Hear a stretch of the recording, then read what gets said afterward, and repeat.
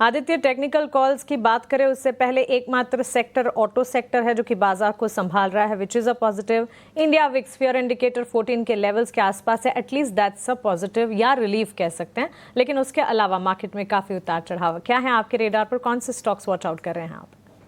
मानसी, तो दो bye recommendation के साथ जाना चाहूंगा, क्योंकि स्टॉक्स है जिसमें मोमेंटम दिख रहा है मुझे और उनके साथ ही स्टिक करना चाहूंगा।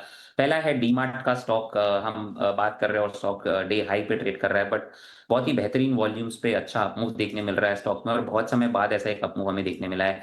एक छोटे कंसोलिडेशन से ब्रेकआउट भी आया है यहाँ पे स्टॉक में, तो करंट लेवल्स पे खरीदारी की सलाह रहेगी। टारगेट्स यहाँ पे 4500 के आएंगे डीमार्ट में, और नीचे स्टॉप लॉस हमको लगाना है 4100 का।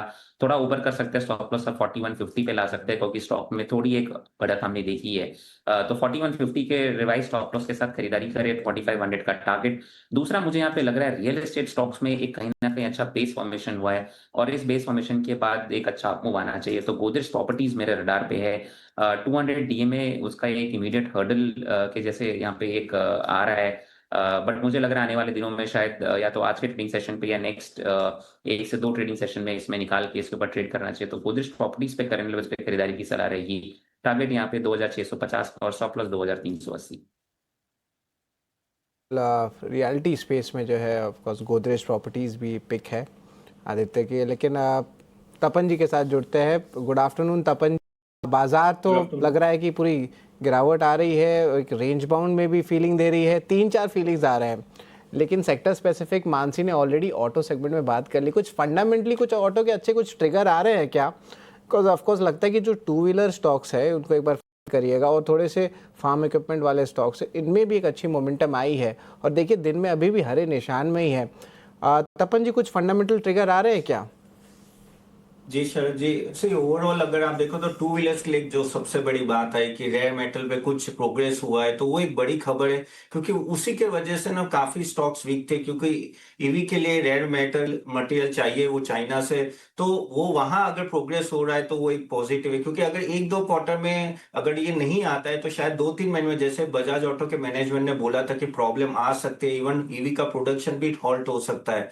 तो उसके वजह से एक तरह से पॉजिटिव है। और ओवरऑल भी अगर रेयर रूरल एरिया की बात करें तो क्योंकि इंटरेस्ट रेट कट हुआ है प्लस मॉनसून अच्छा है, तो वहां भी एक तरह से डिमांड बढ़ रही है स्लोली एंड ग्रेजुअली।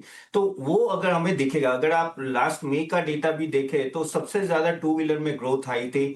और उसके वजह से यहाँ सभी hero Honda, Bajaj auto, TVS motor में एक तरह से हमें देख सकते हैं कि आगे जाके थोड़ी बाइंग आ सकती है। तो टू व्हीलर्स के लिए स्पेशली, बाकी सब हम लोग कमर्शियल व्हीकल ले या पैसेंजर, टू व्हीलर्स के लिए पॉजिटिव है, एंड प्लस ट्रैक्टर्स के लिए भी पॉजिटिव है, क्योंकि मानसून अच्छा है। तो वहां भी एक अच्छा खासा कह सकते हैं कि पॉजिटिव सिग्नल है। तो अगर ये रेयर मटेरियल का अगर प्रॉब्लम सॉल्व होता है तो मेरे हिसाब से यहाँ से टू व्हीलर अच्छा करे। वहां मेरी राय रहेगी टीवीएस मोटर आप देख सकते हो लॉन्ग टर्म के लिए। टीवीएस मोटर ज़रूर देखिए लॉन्ग टर्म के लिए। लेकिन एक चीज़ मैं बता दूं कि आपको ईवी स्पेस में ऑफकोर्स टू व्हीलर, तपन जी ने बहुत सही कहा है कि रेयर अर्थ का जो है क्या इम्पैक्ट आ सकता है। अगर बातचीत अच्छे चले तो अच्छी पॉजिटिव मोमेंटम आ सकती है। लेकिन मैं बता दूं पैसेंजर व्हीकल्स लार्जली अभी भी इंडिया में 70-80% आइस सेगमेंट में ही है। आइस कंबशन जो इंटरनल कंबशन सेगमेंट होता है उसे कहा जाता है। लेकिन एक इंटरेस्टिंग स्टॉक है जो एक बहुत अच्छा ब्रेकआउट दिया, और ये ब्रेकआउट जो है ऑलमोस्ट आप कह सकते हैं कि 4 मंथ या 5 मंथ ब्रेकआउट आया है, वो एस्ट्रल। आदित्य जी, एक बार एस्ट्रल का चार्ट देखिए, एकदम जो आप कहेंगे कि 1580 लेवल्स पे करंटली है, वेल पॉइज्ड है कि ये पिछले 4 से 5 सेशन में अच्छी बाइंग देखने मिली है। यहाँ पे आपको क्या लगता है, क्या इंपॉर्टेंट टेक्निकल लेवल्स आ सकते हैं, और क्या लगता है कि स्टॉक में एक अच्छी रैली आ सकती है यहाँ से? बिल्कुल, एक अच्छा वॉल्यूम सेटअप हो रहा है। सबसे अच्छी बात यह है कि लोअर लेवल्स पे हमने बहुत अच्छा वॉल्यूम देखा है यहाँ पे। तो कहीं ना कहीं बाइंग इमर्ज जरूर हुआ है स्टॉक में लोअर लेवल्स पर, यहाँ से एक ब्रेकआउट आने का एक वेट है। अगेन 200 डीएमए के आसपास ये ट्रेड कर रहा है स्टॉक। 200 डीएमए का अप्रोक्सीमेटली 1590 1595 के आसपास रहता है। अगर उसके ऊपर सस्टेन कर जाता है स्टॉक तो इसमें एक फ्रेश अपमूव डेफिनेटली देखने मिलेगा, और ऊपर के लेवल्स पे ये 1700 तक के लेवल्स को टेस्ट कर सकता है। तो इसमें करंट लेवल्स पे थोड़ी खरीदारी करे, और अगर ये 1595 के ऊपर निकाल देता है स्टॉक तो फिर इसमें और अग्रेसिव बाइंग कर सकते हैं। 1700 का यहाँ पे टारगेट लगा है, और नीचे यहाँ पे 1550 का एक स्टॉप लॉस लगा है, और बहुत ही बेहतरीन एक अच्छा आपको इसमें देखने मिलेगा एस्ट्रल में।